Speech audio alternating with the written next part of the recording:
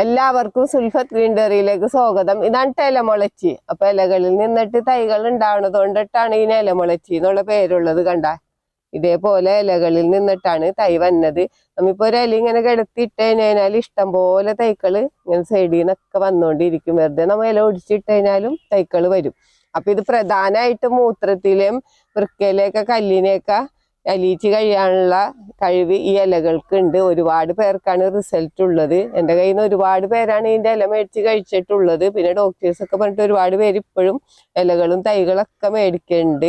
അപ്പൊ ഇതെങ്ങനെയാണ് കഴിക്കേണ്ടതെന്ന് വെച്ച് കഴിഞ്ഞാല് ഒരില വീതം വെറുവയറ്റിൽ രാവിലെ തന്നെ 7 ദിവസം കഴിച്ചു കഴിഞ്ഞാല് നല്ല റിസൾട്ട് കിട്ടും.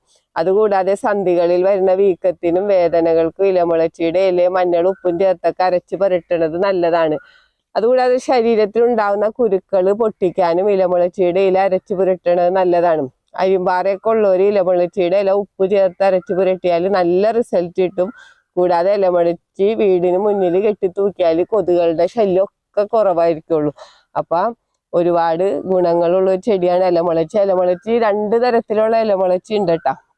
ഇത് എന്ന് പറഞ്ഞാൽ ഈ ഇലമുളച്ചിയുടെ ഇലകൾക്ക് നല്ല കട്ടിയുള്ളതും ചെരവ് നാക്കിന്റെ ആകൃതിയിൽ കണ്ട ഇരിക്കണ ഇലമുളച്ചാണ് ഇത്.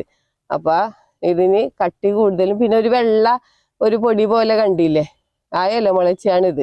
അപ്പൊ ഇത് നമുക്ക് കണ്ട തണ്ടീന്നും ഇതിന് തൈകൾ ഉണ്ടാവും. കണ്ട, ഇത് തണ്ടീന്നും തൈകൾ വരെ നമുക്ക് ഇത് ഒടിച്ച് നട്ടിട്ടും തൈകൾ ഉണ്ടാക്കാം. കൃഷി രീതി പറഞ്ഞാൽ നമുക്കിപ്പോ ഇലകളിൽ നിന്നാകുമ്പോ ഒരുപാട് തൈകൾ കിട്ടും നമുക്ക്.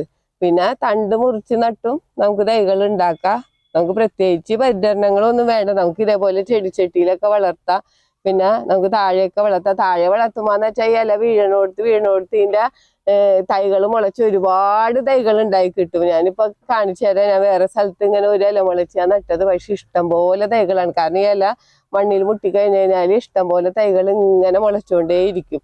അപ്പൊ നമുക്ക് തൈകൾ ഉണ്ടാക്കാനൊന്നും യാതൊരു പ്രയാസവും ഇല്ല. പിന്നെ മൂത്രത്തിൽ കല്ലൊക്കെ ഉള്ളവർക്കും വൃക്കയിലെ കല്ലുള്ളവർക്കൊക്കെ ഭയങ്കര ഫലപ്രദമാണല്ലോ ഈ ഇലമുളച്ചി.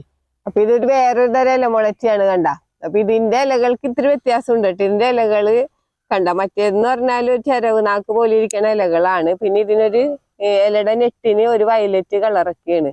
പിന്നെ നമ്മ പണ്ട് കാലത്തൊക്കെ ഇത് വീടുകളിൽ എല്ലാവരും വെച്ചുപിടിപ്പിച്ചിരുന്ന ഒരു ചെടിയാണ് ഈ ഇലമുളച്ചി എന്ന് പറഞ്ഞത്. അപ്പം ഇതും കാണാൻ നല്ല ഭംഗിയൊക്കെ ഉള്ള ചെടിയാണ്. നമ്മുടെ വീട്ടില് ഒരു അലങ്കാര ചെടിയായിട്ടൊക്കെ വെച്ചുപിടിപ്പിക്കാൻ പറ്റിയ ഇലമുളച്ചി തന്നെയാണ്. അപ്പൊ അന്നൊന്നും നമുക്ക് ഗുണങ്ങളൊന്നും അറിയില്ലായിരുന്നു. ഇപ്പോഴാണ് ഒരുപാട് ഗുണങ്ങളുള്ള ചെടിയാണെന്ന് അറിയണത്. അപ്പൊ നമുക്ക് ഈ ചെടി നമ്മുടെ വീട്ടിൽ വെച്ചുപിടിപ്പിക്കാം.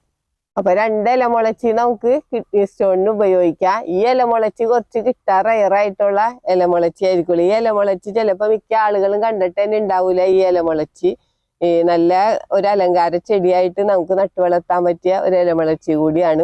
നമ്മുടെ വീടിന്റെ മുറ്റത്ത് ചട്ടിയിലൊക്കെ വെച്ചാൽ കാണാൻ നല്ല ഭംഗിയാണ്. എന്ന് വെച്ച് കഴിഞ്ഞാൽ ഇത് വളരും തോറും വലുതായി വരുമ്പോ നല്ല ഭംഗിയാണ് നിക്കണ കാണാൻ തന്നെ.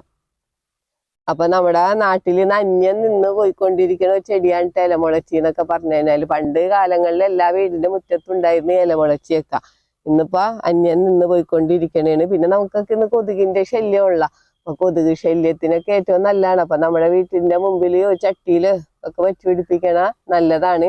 ചട്ടിയിലും ഇനിയിപ്പോ പറമ്പുള്ളവർക്ക് നമുക്ക് പറമ്പിൽ എവിടെ വേണമെങ്കിലും കൃഷി ചെയ്യാൻ പറ്റിയതാണ്. ഇഷ്ടം പോലെ തൈകൾ ഉണ്ടായി കിട്ടുകയും ചെയ്യും.